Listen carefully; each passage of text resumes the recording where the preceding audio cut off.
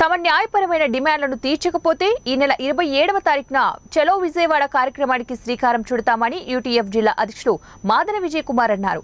కడప జిల్లా బద్వేలులో ఏపీజేఏసీ ఉద్యోగ ఉపాధ్యాయ పెన్షనర్స్ ఆధ్వర్యంలో రాష్ట్ర కమిటీ పిలుపు మేరకు బద్వేలులోని స్థానిక తహసీల్దార్ కార్యాలయం ఎదుట నిరసన కార్యక్రమం చేపట్టారు.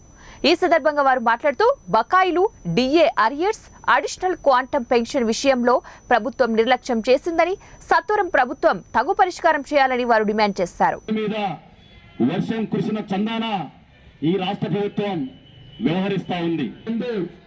జగన్మోహన్ రెడ్డి గారు ప్రతిపక్ష నేతగా ఉన్నటువంటి సమయంలో ఆయన పాదయాత్ర చేసినప్పుడు, నడిచినప్పుడు బహిరంగ సభల్లో ఎక్కడ పడితే అక్కడ పక్షపాతిగా ఉంటానని, తాను అధికారంలోకి వస్తే వచ్చిన వారంలోపే కాంట్రిబ్యూటరీ పెన్షన్ విధానాన్ని, రక్త పెన్షన్ విధానాన్ని, వేతనాలు ఇస్తానని చెప్పి ఇలా అనేక రకాలుగా మనం అడగకుండానే అనేక హామీలను ఇచ్చిన విషయం మనందరికీ తెలుసు.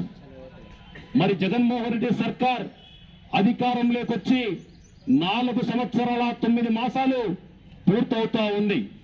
అయినా ఉద్యోగ ఉపాధ్యాయులకు ఇచ్చినటువంటి ఏ ఒక్క హామీ కూడా అమలు చేసినటువంటి పాపాన పోలేదనే విషయాన్ని మీ దృష్టికి తెస్తా ఉన్నా.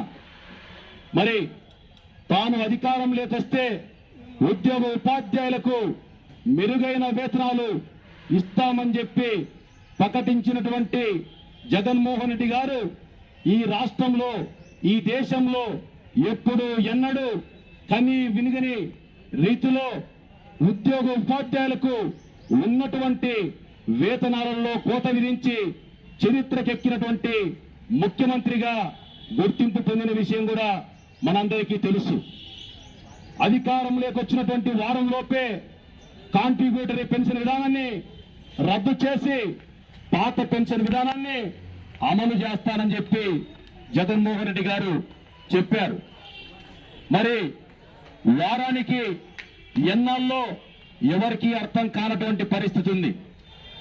4 సంవత్సరాలుగా అనేక కమిటీల మీద కమిటీలు వేసి కాలయాపన చేసి ఇప్పుడు సిపిఎస్ రద్దు చేసి పాత పెన్షన్ విధానాన్ని అమలు చేయడం అనేది సాధ్యం కాదని, తనకు అవగాహన లేకపోవడం వల్ల సిపిఎస్ పైన హామీ ఇచ్చానని చెప్పి మొసలి కన్నీరు కారుస్తూ ఈరోజు ఉద్యోగులకు ప్రయోజనకరమైనటువంటి మరి పెన్షన్ విధానాన్ని అమలు చేస్తామని చెప్పి మళ్ళీ ప్రకటించి మరి ఈరోజు కాంట్రిబ్యూటరీ పెన్షన్ విధానం స్థానంలో గ్యారెంటెడ్ పెన్షన్ స్కీమ్ పేరుతో గ్యారెంటీ లేనటువంటి పెన్షన్ విధానాన్ని అమలు చేసి ఈ రాష్ట్రంలో ఉన్నటువంటి ఉద్యోగులను, ఉపాధ్యాయులను అడుగడుగున మోసపుచ్చినటువంటి సర్కార్గా ఈరోజు జగన్మోహన్ రెడ్డి సర్కార్ గుర్తింపు పొందుతా ఉంది.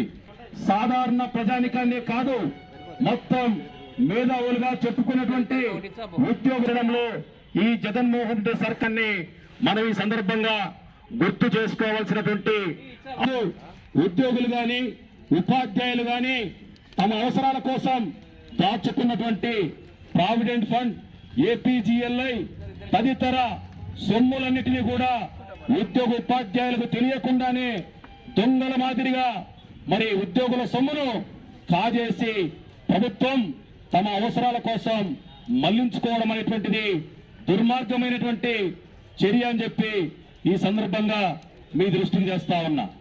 మరి అవే కాదు, పిఆర్సీ బకాయిలు, డిఏ బకాయిలు, డిఏలు, మరి ఈరోజు మెడికల్ రియంబర్స్మెంట్ తదితర బకాయిలన్నీ కలగలిపితే 21,000 కోట్ల పైబడినటువంటి బకాయిలను ఈ ప్రభుత్వం ఉద్యోగ ఉపాధ్యాయులకు చెల్లించకుండా కాలయాపన చేస్తా ఉందంటే మరి ఉద్యోగ ఉపాధ్యాయుల పట్ల ఈ రాష్ట్ర ప్రభుత్వానికి ఉన్నటువంటి వైఖరేంటో మనం అర్థం చేసుకోవచ్చు. సంఘాలు ఆందోళనకు పిలుపునిస్తే వెంటనే సంఘాలతో చర్చలు అని చెప్పి సంఘాలను పిలిపించి చాయ్ బిస్కెట్ చర్చలు చేస్తున్నారు తప్ప సమస్యల పరిష్కారానికి ఏమాత్రం కూడా ఈ రాష్ట్ర ప్రభుత్వం చిత్తశుద్ధితో వ్యవహరిస్తున్నటువంటి పరిస్థితి లేదు. అదేవిధంగా గత ఏడాది